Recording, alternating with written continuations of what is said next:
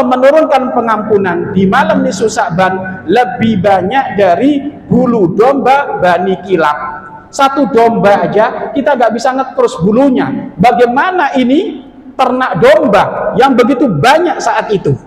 Artinya apa? Nisfu Sya'ban Allah menurunkan banyak-banyak pengampunannya. Rugi di atas rugi. Yang kita katanya rindu pengampunan, kita itikaf rindu pengampunan, kita jamaah di masjid pengen pengampunan Allah, infak sedekah kita pengen dapat pengampunan Allah, haji umrah kita pengen dapat pengampunan Allah. Lah besok Allah menurunkan pengampunannya, lah kok kita diam nyantai-nyantai tidak menyambut, maka kerugian di atas kerugian. Maka pastikan, tolong besok jangan sampai kita kelewat gak dapat pengampunan Allah. Apa artinya pangkat, apa artinya kekayaan, apa artinya kenyamanan dunia kalau Allah nggak mengampuni kita? Rugi di atas rugi.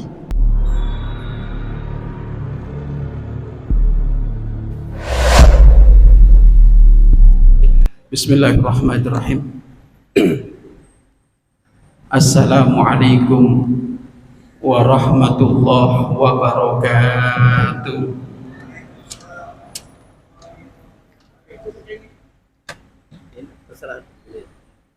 Alhamdulillah alladzi ja'ala al-akhirata dara thawabi wal jazaa al-jannata wa na'imaha lil atqiya an-nara wa 'adzabaha lil ashqiya. Asyhadu an la ilaha illallah wahdahu la syarika lah muqaddirul asya wa asyhadu anna sayyidana Muhammadan abduhu wa rasuluhu imamul awliya. Allahumma salli wa sallim wa barik ala sayyidina wa maulana Muhammadin wa ala alihi wa ashabihi wa dzurriyyatihi al-fudala wa sallim tasliman katsira. Allahumma ya rabbana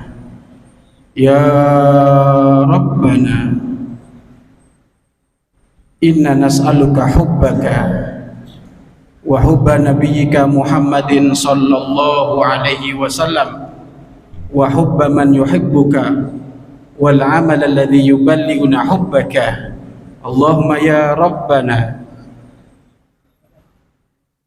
atina fid dunya hasanah wa fil akhirati hasanah wa qina adzabannar.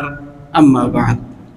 Masya Allah, nikmat yang sangat agung Allah kumpulkan kita di rumah Allah, Masjid Besar Al-Uswah, dalam rangka mendekatkan diri kepada Allah Subhanahu wa Ta'ala dengan menunaikan sholat maghrib dengan berjamaah. Mudah-mudahan Allah terima segala kebaikan ini, dan mudah-mudahan yang hadir senantiasa mendapatkan pengampunan Allah. Mudah-mudahan DKM Masjid Al-Uswah yang telah mempermudah kami bisa silaturahmi di tempat ini, mudah-mudahan beliau semakin soleh, semakin dicintai oleh Allah, istiqomah mendekatkan umat kepada baginda Nabi Muhammad sallallahu alaihi wasallam. Saat ini kita berada di bulan Sya'ban. Tentu ini bukan sembarang bulan. Bulan ini adalah bulan yang Allah banyak menurunkan pengampunannya, yang begitu Allah mengejor pengampunannya, menghampurkan ampunannya, menghantarkan ampunannya, khususnya nanti jika tiba malam nisfu Sya'ban. Dan insya Allah malam nisfu Sya'ban adalah jatuh insya Allah pada besok hari Kamis, dan juga berketepatan pula besok ada berada di tanggal 14 Februari. Tetapi ingat, kita nggak ada perlunya ikut-ikutan 14 Februari, karena hari itu bukan hari kasih sayang, tetapi melainkan hari kemaksiatan sedunia. Banyak anak-anak muda terkecoh dengan kalimat kasih sayang. Banyak anak-anak kita terkecoh dengan kalimat kasih sayang, akan tetapi ternyata isinya adalah kemaksiatan kepada Allah. Maka nggak ada perlunya kita ikut-ikutan Valentine, nggak ada perlunya kita ikut-ikutan merayakan 14 Februari. Bahkan disepakati oleh para ulama, yang merayakan ikut-ikutan acara Valentine Day, maka semuanya hukumnya adalah haram. Bukan dapat pahala, malah dapat murka Allah Subhanahu wa ta'ala. Akan tetapi harapan kita saat itu adalah kita ingin merayakan nisfu Sya'bannya. Nisfu Sya'ban, ada apa di malam nisfu Sya'ban? Apakah ini pernah ada dilakukan oleh baginda Nabi Muhammad SAW? Apa yang dilakukan Rasulullah di saat datang nisfu Sya'ban? Tentu banyak hadis yang menjelaskan tentang kemuliaan malam nisfu Sya'ban. Banyak hadis riwayat Imam Ahmad, riwayat Imam Tirmidzi, riwayat Ibnu Majah, riwayat Ibnu Hibban. Artinya hadis-hadis yang menjelaskan keutamaan nisfu Sya'ban sangat dikeluarkan, diriwayatkan oleh ulama-ulama besar. Siapa yang tidak kenal Imam Ahmad bin Hanbal? Imam Ahmad bin Hanbal muridnya Imam Syafi'i, dan Imam Ahmad bin Hanbal ahli hadis, dan juga beliau termasuk salah satu 4 madhab yang banyak diikuti oleh jagat raya ini, banyak diikuti oleh ulama-ulama di jagat raya ini. Imam Ahmad bin Hanbal, riwayat beliau termasuk laki-laki yang cerdas, laki-laki yang soleh, laki-laki yang tidak diragukan keilmuannya. Bahkan bukan hanya ilmu tok, tetapi waroknya, rasa takutnya kepada Allah senantiasa menempel kepada ciri khasnya Imam Ahmad bin Hanbal. Sehingga dikatakan Imam Ahmad bin Hanbal tidak pernah berlarut malam atau berlalu malam melewati beliau kecuali 300 rakaat beliau dirikan. Ini Imam Ahmad bin Hanbal. Makanya kami heran kalau ada orang meragukan kesolehannya Imam Ahmad. Ini orang kurang belajar, ini kurang belajar sejarah ini orang ini. Imam Ahmad kalau sholat berlalu malam 300 rakaat. Sudah gitu dikatakan Imam Ahmad kalau malam tiba, beliau itu hampir tidak pernah tidur, sholat terus, ibadah terus sampai subuh, memakai wudhu isya, dan beliau lakukan itu mulai beliau usia balik. Beliau lakukan pekerjaan rajin qiyamul lail melampaui 300 rakaat, itu beliau lakukan mulai dari usia balik. Artinya apa? Imam Ahmad termasuk imam yang tidak diragukan keilmuannya dan juga tidak diragukan kesolehannya. Hebat ini imam. Lah Imam Ahmad meriwayatkan satu hadis tentang keutamaan malam nisfu Sya'ban yang berbunyi, innallaha azza wa jal yanzilu lailatan nisfi min Sya'ban ila sama'id dunya fayaghfiru li aksari min adati syahri ghanabil kilab. Dikatakan bahwasannya kapan datang malam nisfu Sya'ban, sesungguhnya Allah turun ke langit bumi. Allah turun ke langit bumi. Ngapain Allah turun ke langit bumi? Fayaghfiru, memberi pengampunan, li aksara min adadi syahri ghanabil kilab, memberikan pengampunan lebih banyak dari bulu domba Bani Kilab. Domba Bani Kilab termasuk gerombolan pengembala domba yang sangat banyak jumlah domba tersebut dimiliki oleh Bani Kilab di zaman itu. Lah Allah menurunkan pengampunan di malam nisfu Sya'ban lebih banyak dari bulu domba Bani Kilab. Satu domba aja kita nggak bisa ngekrus bulunya. Bagaimana ini ternak domba yang begitu banyak saat itu? Artinya apa? Nisfu Sya'ban Allah menurunkan banyak-banyak pengampunannya. Rugi di atas rugi. Yang kita katanya rindu pengampunan, kita itikaf rindu pengampunan, kita jamaah di masjid pengen pengampunan Allah, infak sedekah kita pengen dapat pengampunan Allah, haji umrah kita pengen dapat pengampunan Allah. Lah besok Allah menurunkan pengampunannya, lah kok kita diam nyantai-nyantai tidak menyambut, maka kerugian di atas kerugian. Maka pastikan, tolong besok jangan sampai kita kelewat gak dapat pengampunan Allah. Apa artinya pangkat, apa artinya kekayaan, apa artinya kenyamanan dunia kalau Allah nggak mengampuni kita? Rugi di atas rugi. Dulu ada orang kaya raya, tapi nggak dapat pengampunan Allah. Bagaimana sekarang kisahnya? Korun kekayaannya tidak ada yang bisa menandingi. Begitu banyak kekayaan korun, tapi apa yang dirasa oleh korun, tapi apa yang didapat oleh korun? Korun dapat murkanya Allah, dapat laknat Allah. Hingga detik ini korun dihukum oleh Allah berada di dasar bumi, semakin hari semakin tenggelam ke dasar bumi, tenggelam.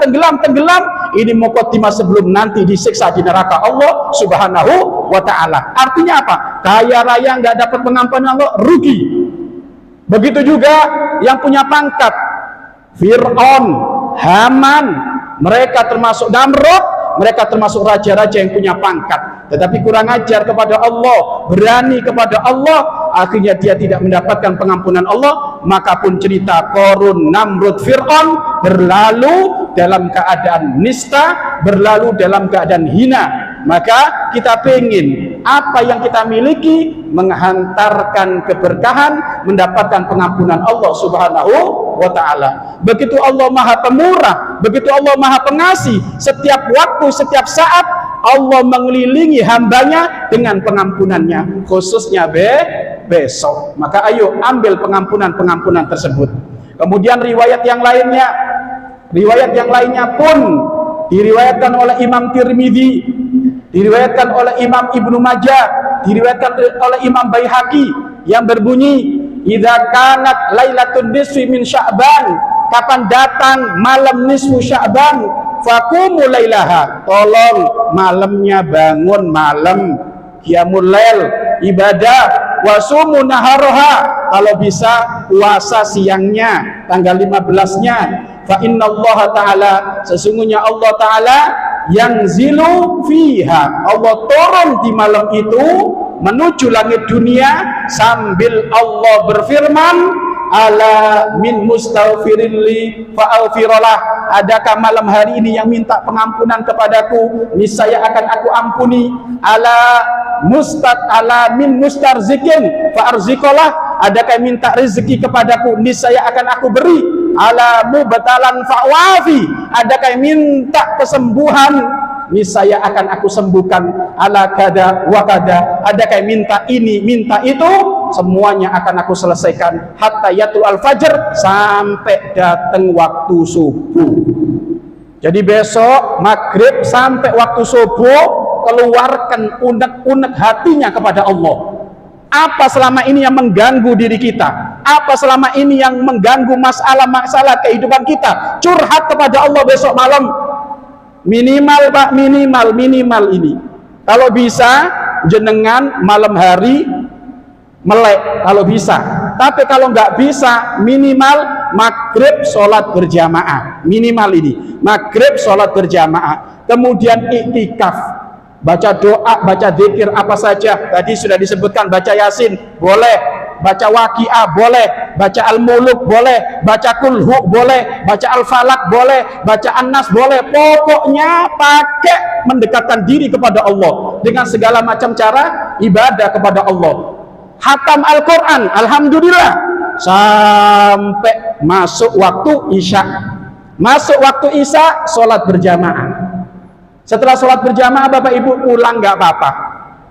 Pulang, istirahat, kalau bisa nanti jam 12, jam 1, jam 2 bangun lagi kalau bisa. Tetapi andai kan nggak bisa, tolong subuh balik lagi ke masjid, sholat berjamaah. Itu sudah cukup dikatakan orang menghidup-hidupi malam nisfu Sya'ban. Ya, tapi ingat Bapak Ibu, yang hanya sholat maghrib berjamaah sama isya berjamaah sama subuh berjamaah, kalau nanti pahalanya kalah sama yang bangun malam, ya jangan nyesel nanti di hari kiamat. Ya, kok rombongannya itu kok cepet sekali, itu rombongan saya kok nyantai. Lawang kamu ngambilnya maghrib isya subuh, sedangkan yang sana maghrib isya subuh jalan, malamnya juga bangun malam. Biasanya kami kalau di Cirebon, biasanya kami ngadakan dari masjid ke masjid Bapak Ibu. Setengah 12 kita kumpul ada di masjid, kita sholat tasbih, sholat hajat, istikharah, kemudian zikir, kemudian nasihat sampai subuh.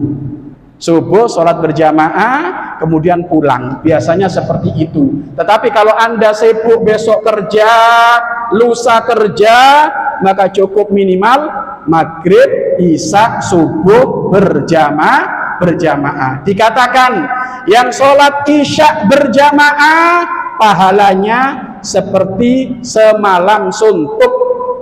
Pahalanya, mohon maaf, yang sholat isya berjamaah pahalanya seperti hanya ibadah separuh malam. Ibadah separuh malam. Pak, Bu, saya mau nanya, emang jenengan pernah ibadah separuh malam? Tahu separuh malam enggak? Malam itu kan hari malam 24 jam. Berarti separuhnya berapa? 12 jam. Emang pernah Anda ibadah 12 jam? Hah? Sholat tarawih aja Bapak Ibu ke kamar mandi terus kencing lagi, duduk lagi, kamar mandi kencing lagi. Sholat tarawih yang waktunya paling lama 1 jam atau 1 jam setengah. Bagaimana yang ini pahalanya 12 jam separuh malam? Kurang apa Pak Allah sayang kepada kita Pak? Amalnya sedikit, cukup sholat isya berjamaah, pahalanya separuh malam. Kemudian disempurnakan dengan sholat subuh berjamaah, pahalanya semalam suntuk ibadah. Ya Allah. Makanya Bapak Ibu, keterlaluan pengampunan Allah dibuka selebar-lebarnya, rahmat Allah dibuka selebar-lebarnya, pahala oleh Allah dibuka selebar-lebarnya. Kok mereka nggak bisa ngambil? Keterlaluan, kebangetan ini orang ini. Begitu keraskah hatinya, begitu teledorkah dirinya, sampai nggak mau nyambut itu. Ada apa itu Pak? Ternyata memang benar Bapak Ibu dikatakan bahwasanya pengampunan Allah yang bakal diturunkan di malam nisfu Sya'ban, ternyata ada model-model orang yang nggak selamat di malam itu.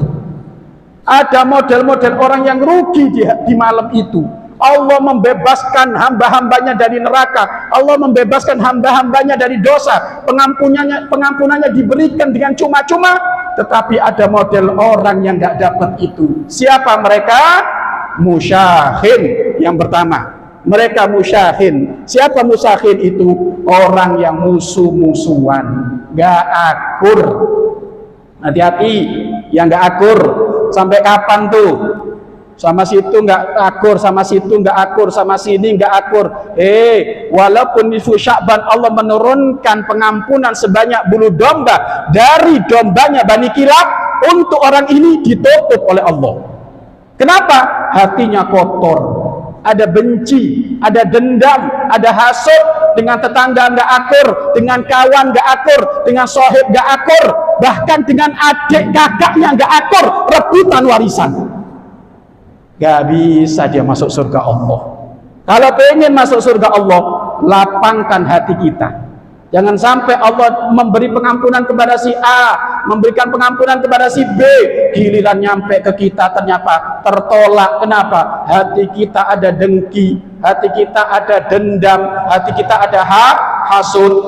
Ibu, Bapak, kalau kita benar-benar umat Islam, walaupun kita digara-garain kayak apapun, maka suri tauladan mulia. Kalau ada orang dibully, kalau ada orang disakiti, kalau ada orang didolimi, suri tauladan yang mulia memberikan maaf. Siapa? Baginda Nabi Muhammad sallallahu alaihi wasallam. Maka sebelum datang malam nisfu Sya'ban, tolong yang masih berat WA ke sana, yang masih berat telepon ke sana, yang masih berat komunikasi ke sana, selesaikan sebelum nisfu Sya'ban tiba.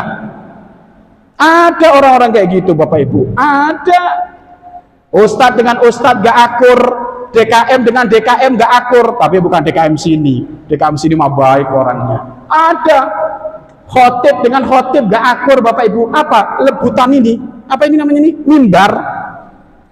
Kalau khotib ini jadi khotib Bapak Ibu, khotib yang satunya muter, nggak tahu sholat Jumatan kemana itu Bapak Ibu. Loh, kayak gitu mau diampuni oleh Allah. Dan ingat orang tua kami, Nabi Muhammad paling sedih, bahkan sampai beliau menitikkan air mata sampai menangis kalau melihat umatnya nggak akur. Aku dari dulu mengajarkan kalian kecintaan dengan sesama, lah kok ada umatku nggak mau tegur sapa dengan temannya, nggak mau tegur sapa dengan tetangganya, walaupun yang gara-garain mereka, tetap kita harus lapang hati. Makanya tolong jangan ada musuh-musuhan, ya. Wong kadang Bapak Ibu tetangganya ngomong itu nggak sengaja, dicatat. Tuh, yang pakai kerudung warna pink, ada kerudung warna pink. Ini mumpung ingat Ibu, kerudung warna pink besok jangan dipakai, ya. Jadi yang punya warna pink tanggal 14 Februari jangan dipakai. Kenapa? Itu syiarnya mereka. Itu syiarnya Valentine Day. Jadi nggak usah dipakai dulu. Ya, pakainya yang putih aja, atau kalau nggak hitam, ya, nanti dikira Masjid Al-Uswah meloporin Valentinan. Kenapa? Karena pink semuanya. Jangan Ibu, karena itu syiarnya mereka itu. Jadi kalau 14 Februari Ibu, banyak itu semuanya warnanya pink, karena pink itu katanya warna kecintaan di antara mereka, bukan kecintaan itu, maksiat orang tua kami. Kembali lagi Bapak Ibu, orang itu Bapak Ibu, kalau hatinya kotor, ada kawannya ngomong nggak sengaja ditulis, Pak. Ini yang pakai kerudung pink, hari ini musyawarah dengan aku, nyinggung aku, awas kamu, dicatat Pak. Loh, orang-orang yang kayak gini ini nggak bakal dapat pengampunan Allah. Kenapa? Mudah dendam, mudah tersinggung, mudah hasud. Kalau memang Bapak Ibu, kalau memang teman kita memang ngomongnya asal-asalan, kan kita punya pintu kebaikan apa? Memaafkan, nggak perlu diambil pusing, biarkan sudah. Karena orang berbicara itu Pak, menunjukkan sesuai akal ilmunya. Mungkin dia punya keterbatasan di dalam berbicara sopan santun, karena ilmunya sedikit. Maka kita yang katanya punya ilmu, kenapa kita mempermasalahkan itu? Lebih baik kita lapang hati. Makanya Bapak Ibu, Nabi Muhammad di saat dilempari kotoran, Nabi Muhammad di saat diludahin, Nabi Muhammad dipukulin di kota Taif, apa jawaban Nabi Muhammad di saat malaikat malakul jibal, malaikat gunung datang kepada Nabi Muhammad, ya Rasulullah, orang-orang Taif keterlaluan, engkau dipukuli, engkau dilempari kotoran, engkau diludahin, jika engkau mengizinkan ya Rasulullah, akan aku angkat ini gunung, akan aku taruh di atas kepala mereka, biar mereka mati semuanya. Apa jawaban Nabi Muhammad? Padahal Nabi Muhammad dizalimi Pak, Nabi Muhammad dipukul sampai pelipisnya keluar darah. Apa jawaban Nabi Muhammad? Jangan wahai malaikat gunung, aku rindu dari keturunan mereka ada yang bersyahadat asyhadu alla ilaha illallah wa asyhadu anna muhammadar rasulullah. Makanya Bapak Ibu, sampai detik ini kota Taif tidak ada yang kafir, semuanya masuk Islam. Kenapa? Barokah sabarnya Nabi Muhammad di saat disakiti. Lah kita penting Bapak Ibu, agar supaya hidup ini Bapak Ibu penuh dengan kedamaian, tolong jangan dikit-dikit tersinggung, Ya, jangan dikit-dikit merasa dilangkain, jangan dikit-dikit merasa nggak dianggap, jangan dikit-dikit merasa ini merasa itu. Ibu, bapak, puncak kehebatan seseorang kalau dia nggak pengen dihargai manusia, nggak pengen dimuliakan manusia, hanya pengen dimuliakan oleh Allah. Puncaknya hamba yang soleh ini. Kan gitu bapak ibu. Puncaknya orang soleh. Kita punya guru bapak ibu, guru-guru hebat, santrinya banyak, ribuan, jadi ulama semuanya bapak ibu. Kalau datang majelis jika telat, beliau di belakang pak. Nggak ada, beliau tuh maju-maju ke depan tuh nggak ada, di belakang. Ngelihat gurunya, guru besarnya di belakang, santrinya semuanya berdiri bapak ibu, ditarik ke depan bapak ibu. Artinya apa? Orang kalau sudah ilmunya nyampe kepada Allah, nggak gila hormat, nggak gila sanjungan, nggak gila jabatan, karena sudah punya Allah. Bapak ibu tahu Dr. Said Ramadan Al-Buti? Dr. Said Ramadan Al-Buti, coba di YouTube Dr. Said Ramadan Al-Buti. Beliau ini gurunya seorang ulama besar yang bernama Habib Ali Al-Jufri dan juga Habib Umar bin Hafid. Ini orang ini bapak ibu ilmunya banyak, bahkan dikatakan beliau ini adalah pemimpin dari para ulama di masanya. Pemimpin dari para ulama. Beliau itu bapak ibu kalau datang ke pengajian santrinya itu pasti duduknya di belakang. Datang ke majelis santrinya duduknya di belakang pak. Nggak gila hormat. Tapi kedengaran santrinya suruh maju. Zaman sekarang bapak ibu masya Allah, undangan lupa nggak ada, hanya ribut. Ya kan? Undangan itu loh, undangan nikah, undangan khitanan, undangan musyawarah, lupa nggak ada kasih hak, ribut pak. Rupa nggak dikasih jabatan, ribut bapak ibu. Kalau kita masih meributkan kalimat haji atau kalimat doktor, kalimat S1, S2, S3, kita nggak bakal nyampe kepada Allah. Lepas itu semuanya kalau pengen nyampe kepada Allah. Cukup kita bangga dengan kalimat Abdullah, hamba Allah. Itulah yang akan menjadikan kita nyampe. Nabi Muhammad SAW, pemimpin para ulama, pemimpin para nabi, pemimpin para rasul, dicintai ahli langit, dicintai ahli bumi. Beliau pernah berkata, aku lebih senang jika aku dipanggil hamba Allah. Ada pangkatnya lebih hebat daripada Nabi Muhammad? Nggak ada. Orang sekarang bapak ibu S3 nyogok, wah dulu kayak orang punya ilmu pak. Sekarang mohon maaf bapak ibu, sekarang sekolah di Indonesia ini apa yang nggak bisa dibayar pak? Ya kan, S1 nilainya sekian kalau pengen lulus, S2, S3, tapi insya Allah bukan semuanya, ya kan, bukan semuanya. Sudah gitu bapak ibu merasa guru besar, ngalahin Nabi Muhammad pak, pemimpin para nabi, pemimpin para rasul, pemimpin ahli langit, pemimpin ahli bumi, pemimpin ahli surga. Beliau ngomong, aku lebih senang dipanggil hamba Allah daripada yang lainnya. Makanya kejadian Isra Mi'raj apa? Subhanalladzi asra bi abdihi, bukan bi rasulihi, bukan bi nabihi, bukan bi habibihi, tapi bi abdihi. Dan ternyata di saat Nabi Muhammad dipanggil Abdun, senang bapak ibu. Kenapa? Karena menjadi hambanya Allah. Kalau hambanya fulan, budaknya fulan, ya jelek. Tapi kalau hamba Allah, mulia bapak ibu. Kenapa? Seseorang kalau sudah merasa dirinya hamba Allah, maka dia akan selalu menghambakan dirinya kepada Allah, merasa butuh kepada Allah, nggak berani melanggar Allah, kangen Allah, rindu sholat, pengen ngangkat tangan terus kepada Allah, pengen ngadu terus kepada Allah. Sekarang bapak ibu, kenapa ada orang nggak mau berdoa? Karena dia ngerasa bukan hamba Allah. Makanya doa susah bapak ibu, iya kan? Merasa dia punya akal cerdas bapak ibu, kalau ada masalah nggak perlu istighosa, cukup ini evaluasinya ini, evaluasinya ini, evaluasinya itu. Padahal bapak ibu, hikmah di saat ada masalah itu apa? Allah ingin menggugah kesadaran kita, kamu itu hambaku, ayo kembali kepadaku. Itu hikmahnya kita dikasih masalah.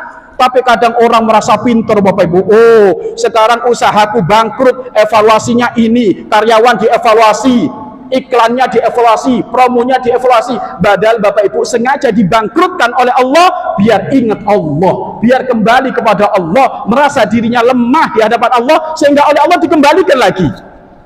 Tapi kadang Bapak Ibu disitulah masuk kepada wilayah kesombongan. Baik, jadi musakhin, orang yang musuh-musuhan tidak diampuni oleh Allah di saat Allah banyak-banyak memberikan pengampunan. Kemudian yang kedua, yang tidak dimaafkan oleh Allah di malam nisfu Sya'ban, yang kedua adalah munafik. Hati-hati, jangan sampai ada ngerasa hatinya bersih dari sifat munafik. Sayyidina Umar, tahu Sayyidina Umar? Siapa Sayyidina Umar? Sahabatnya Nabi. Siapa Sayyidina Umar? Sahabat yang dijamin masuk surga. Siapa Sayyidina Umar? Khalifah Rasulullah sallallahu alaihi wasallam. Suatu ketika Sayyidina Umar datang kepada Abdullah ibn Abbas. Abdullah ibn Abbas ini sahabat Nabi yang terkenal mendapatkan julukan Sirrul Quran, orang yang mendapatkan rahasia Al-Quran. Sehingga apa? Abdullah ibn Abbas ini bisa melihat hatinya orang, bisa melihat hatinya orang. Bapak Ibu, kalau dengar cerita para sahabat bisa melihat hatinya orang, nggak usah ragu antum untuk percaya. Ini kelasnya sahabat. Tapi kalau orang Tanjung Pinang ngaku bisa ngelihat hati orang, ini perlu dipikir, ya kan? Uang nasi goreng masih doyan, ya kan? Puasa Senin Kemis masih ngilang-ngilang. Lah kok ngaku bisa ngelihat hati orang, ini perlu dicurigain. Tapi kalau zaman sahabat, Pak, sahabat itu yang bimbing siapa? Rasulullah. Makanya ada satu sahabat namanya Abdullah ibn Abbas, beliau dapat julukan Sirrul Quran, orang yang dapat rahasia Al-Quran. Umar datang kepada beliau, Abdullah ibn Abbas, tolong koreksi aku. Coba Pak, Umar Khalifah minta koreksi kepada bawahannya Abdullah ibn Abbas. Dievaluasi apa Umar? Barangkali aku punya sifat munafik, barangkali aku punya benih-benih nifak di dalam hatiku, tolong koreksi aku, ingetin aku. Tiba-tiba Abdullah ibn Abbas berkata, Umar, kamu sahabat yang hebat, akhlakmu niru Rasulullah, imanmu kayak Nabi Muhammad, perjuanganmu tidak diragukan dalam agama. Akan tetapi Umar, karena kamu minta koreksi, insya Allah sifat munafik tidak ada dalam hatimu. Tetapi Umar, saya mau nanya, apakah betul kamu itu kalau makan lauk pauknya lebih daripada satu? Ketahuan Pak. Umar, apakah betul kamu itu kalau makan lauk pauknya lebih daripada satu? Kata Sayyidina Umar, iya betul. Umar, kurangi, tambah warokmu, kurangi sifat-sifat berlebihanmu. Kamu nggak punya sifat munafik, tapi kurangi kebiasaan-kebiasaan kayak gitu. Padahal Bapak Ibu, siapa yang ngelarang lauk pauk lebih daripada satu? Nggak ada Bapak Ibu, kecuali nyuri ya. Lauk pauknya nyuri ya haram. Tapi kalau punya sendiri Bapak Ibu nggak apa-apa. Tapi kelasnya Umar kurangi kayak gitu. Tunjukkan warokmu. Loh, artinya apa? Umar takut memiliki sifat munafik, apalagi kita Pak. Nah yuk, Umar orang ahli surga, takut punya sifat munafik. Makanya Bapak Ibu, tandanya munafik apa? Kalau ngomong ceplas-ceplos tapi isinya hoak, isinya dusta. Ngomong sama tetangga Bapak Ibu ditanya, tadi malam sahur apa? Padahal nanya biasa, Ibu sahur apa? Ngomong sahur ayam kampung, padahal sahurnya ikan asin. Nggak diterima udah itu puasanya itu. Munafik ini. Wong nanya, Ibu nanya, Tok, Bu Haji, tadi malam sahur ikan apa? Kan tinggal ngomong ikan asin, sayur asem kan beres. Ayam kampung, bohong Pak, nggak diterima puasanya. Ada benih kemunafikan itu Bapak Ibu. Dari mana kamu tadi? Kadang Bapak Ibu orang berbohong itu karena takut wibawanya jatuh, padahal keliru. Orang yang berbohong itulah wibawanya yang jatuh. Yang jujur tidak akan jatuh. Bahkan Bapak Ibu, tampakkan kalau Bapak Ibu lagi mungut sampah, Ibu bapak lagi mungut sampah, kok ketahuan orang lagi ngapain? Mungut sampah, Anda naik pangkat. Tapi ada orang Bapak Ibu merasa malu beresin sandal, mungut sampah. Itu kalau ketahuan dari mana? Enggak, dari sini jalan-jalan. Tampakkan enggak apa-apa. Bahkan dikatakan Bapak Ibu, seorang raja tidak akan jatuh pangkatnya di saat dia melakukan 3 hal. 1, mungut sampah. Seorang raja nggak akan jatuh pangkatnya dengan mungut sampah, bakal akan naik pangkat. Mana ada raja yang kayak gitu? 1. 2, seorang raja yang khidmah kepada ibundanya, khidmah kepada orang tuanya, ngeladenin orang tuanya, menjadi budak orang tuanya, maka dia tidak akan jatuh pangkatnya, tapi semakin naik pangkat. Kemudian yang ketiga, seorang pemimpin, seorang ulama, seorang raja yang melayani tamunya tidak akan jatuh pangkatnya. Dan ini dilakukan oleh ulama-ulama besar Bapak Ibu. Imam Malik di saat didatangi Imam Syafi'i, Imam Syafi'i kan muridnya Imam Malik. Imam Syafi'i muridnya Imam Malik. Syafi'i datang kepada Imam Malik. Imam Malik yang bawa kopi, Imam Malik yang bawa makanan, Imam Malik yang mengeluarkan dari dapur. Kata Imam Syafi'i, "Guru, biarkan saya." "Enggak, tamu saya yang hormat." Biasa Pak. Sekarang pemimpin sekarang, waduh, main tunjuk sana. Kalau umroh Bapak Ibu bawa apa?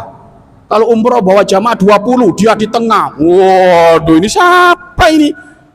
Isi perutnya baunya nggak enak, kalau keluar ke kloset nggak enak. Waduh, sombongnya pola. Orang kayak gini nggak bakal dapat pengampunan Allah. Ada benih-benih sifat munafik. Itu yang kedua. Kemudian yang ketiga adalah musyrik, orang yang menyekutukan Allah. Insya Allah di zaman ini nggak ada orang yang menyekutukan Allah Pak. Siapa yang ngomong Allah lebih daripada satu? Nggak ada, kecuali memang orang yang nggak beriman itu. Atau tiba-tiba ada nabi lagi setelah Nabi Muhammad. Nggak ada Pak, hampir nggak ada Pak. Tapi kalau musyrik yang dimaksud adalah kurang ikhlas karena ibadahnya bukan karena Allah, berarti syirik khafi, syirik yang lebih lembut, mungkin sekali Pak itu. Tapi yang dimaksud hadis ini adalah musyrik menyekutukan Allah, menduakan Allah, tidak mengesahkan Allah. Insya Allah nggak ada Bapak Ibu. Ya, semuanya insya Allah terjaga dari wilayah kesyirikan. Mudah-mudahan nisfu Sya'ban kali ini benar-benar pengampunan bagi kita, dan mudah-mudahan nisfu Sya'ban kali ini benar-benar pengkabulan doa. Ibu ingat, yang repot-repot rezeki besok ngadu kepada Allah. Atau sekarang tokonya peret, tendernya macet, besok ngadu kepada Allah. Ya, wong Allah sudah ngomong, ala min mustarzikin, ada yang ngadu masalah rezeki, fa'arzuqolah, tak kasih. Kurang apa Pak? Kita punya Allah ini Pak. Hanya kadang Bapak Ibu ya gitu, sudah dikasih besok bablas Bapak Ibu, tidur, ya kan? Ya kalau tidur Bapak Ibu rezekinya dipatok ayam sama burung Bapak Ibu. Makanya kalau jam 1 malam itu Bapak Ibu, kenapa kok ayam berkokok? Tapi orang memang sialnya orang Bapak Ibu, ayam berkokok ngingetin kita, tapi kata orang, waduh ada maling katanya Bapak Ibu. Nah ini unik lagi ini. Disebutkan dalam kitab Ayyuhal Walad karya Imam Ghazali rahimahullah ta'ala, jika jam 1 malam ayam berkokok, ayam tuh ngomong apa? Uzkurullah. Makanya termasuk binatang yang suaranya disenangi oleh Allah, namanya ayam. Kenapa? Ayam itu pada tidur, semuanya pada tidur Bapak Ibu manusia, ayam bangun, udzukurullah, kukuruyuk, udzukurullah, ayo bangun, ingat kepada Allah. Tapi kadang manusia ngomong ada maling, wah kacau ini. Ada lagi Bapak Ibu, suara binatang yang dicintai oleh Allah apa? Kata itu Bapak Ibu, kata itu, makanya kalau dekat sawah enak Bapak Ibu, cekungkung, itu zikir Pak, zikir Bapak Ibu. Tapi kalau orang nggak paham Bapak Ibu, ribut aja kata, tembak aja besok. Nah ini dia nggak ngerti, padahal suara kata dicintai oleh Allah. Mudah-mudahan dengan waktu yang singkat ini, mudah-mudahan hikmah nisfu Sya'ban, keutamaan nisfu Sya'ban menjadi motivasi bagi kita, sehingga besok ayo pada maghrib, ya maghrib sholat berjamaah, kemudian jangan pulang, iktikaf, ya ikuti kegiatan program di masjid ini, dan kalau perlu nanti malamnya ditambah lagi, ya Wong kita ini pengen dapat ridho Allah, pengen dapat segala-galanya dari Allah, maka ayo yang banyak-banyak mengadu minta kepada Allah Subhanahu wa taala. Bismillahirrahmanirrahim. Alhamdulillahirabbil alamin. Allahumma shalli wa sallim wa barik ala sayyidina Muhammad wa ala ali sayyidina Muhammad. Ya Allah, ya Allah, Engkau maha kasih dan cinta ya Allah. Begitu kasih dan cintanya Engkau kepada hamba-hambamu ya Allah, maka kami yang datang di tempat ini ya Allah, cintai ya Allah, cintai kami ya Allah, sayangilah kami ya Allah, kasihi kami ya Allah. Ya Allah, yang sering teledor ya Allah kami ya Allah, yang sering berbuat salah kami ya Allah, yang kurang nyambut, kurang semangat ya Allah kami ya Allah, maka ampunilah keteledoran kami ya Allah, ampunilah kekurangan kami ya Allah. Ya Allah, nisfu Sya'ban yang besok akan kami lalui ini ya Allah, jadikan itu momentum keberangkatan kami untuk menjadi hamba-hambamu yang semangat ibadah ya Allah, ibadah sholat 5 waktu ke masjid berjamaah ya Allah, bangun malam ya Allah, ahli Al-Quran ya Allah, bangun malam ya Allah, ahli Al-Quran ya Allah, dan jauhkan dari kami segala maksiat apapun ya Allah. Ya Allah, ya Allah, setelah nisfu Sya'ban ya Allah, kami akan fokus menyambut Ramadan ya Allah, maka Ramadan bulan mulia, bulan hebat, bulan panen pahala dari umatmu, maka kami mohon ya Allah, jadi ke Ramadan yang akan datang Ramadan keistimewaan bagi kami ya Allah, Ramadan peleburan dosa bagi kami ya Allah, maka panjangkan usia nyawa kami hingga bertemu dengan malam Ramadan, hingga bertemu dengan malam Lailatul Qadar, hingga bertemu dengan tadarus Al-Quran di bulan Ramadan, sholat tarawih di bulan Ramadan ya Allah. Ya Allah, ya Allah, anak-anak kami ya Allah, anak-anak kami ya Allah, muliakan mereka dengan nisfu Sya'ban ya Allah, muliakan mereka dengan Ramadan ya Allah. Anak-anak kami ya Allah, bantu mereka untuk menjadi ahli puasa di Ramadan ya Allah, bantu mereka ya Allah untuk rajin ibadah di bulan Ramadan ya Allah. Ya Allah, yang masih imannya naik turun, mungkin ada jika datang Ramadan dia masih berat hatinya ya Allah, masih berat menyambut ya Allah, maka gugah hatinya ya Allah, kasih petunjuk di dalam hatinya sehingga dia semangat menyambut kedatangan Ramadan ya Allah. Ya Allah, ya Allah, jauhkan dari kami ya Allah benci di antara kami, jauhkan dari kami ya Allah permusuhan di antara kami, jauhkan di antara kami ya Allah sombong, jauhkan di antara kami ya Allah dengki hasud, jauhkan dari kami riya, jauhkan dari kami pamer. Yang ada ya Allah, berikan kepada kami ya Allah ketulusan hati ya Allah. Ya Allah, wujudkan keindahan di antara sesama kami ya Allah, tetangga dengan tetangga saling mencintai, keluarga dengan keluarga saling mencintai, DKM dengan DKM saling mencintai, ustadz dengan ustadz saling mencintai. Jauhkan kami dari perpecahan semuanya itu ya Allah. Dan terakhir ya Allah, tentu kami tidak abadi di dunia, pada waktunya kami akan wafat, pada waktunya kami akan meninggal, maka kami mohon jika nanti Engkau akan mewafatkan kami, kami mohon wafatkan kami semuanya dalam keadaan husnul khotimah, wafatkan kami semuanya ya Allah dalam keadaan iman, hati dan lidah kami ya Allah mampu mengucapkan kalimat agung dan mulia la ilaha illallah Muhammadur Rasulullah, la ilaha illallah Muhammadur Rasulullah, la ilaha illallah Muhammadur Rasulullah sallallahu alaihi wasallam. Rabbana atina fid dunya hasanah wa fil akhirati hasanah wa qina adzabannar. Wa sallallahu ala sayyidina Muhammadin nabiyyi ummi wa ala alihi washabbihi wasallam. Walhamdulillahi rabbil alamin. Al-Fatihah. Ar-Rahmanir-Rahim. Waladhdallin amin ya rabbal alamin. Masya Allah, syukran, terima kasih, mohon maaf, jangan lupa selalu doakan kami. Wabillahi taufiq wal inayah. Wassalamualaikum warahmatullahi wabarakatuh.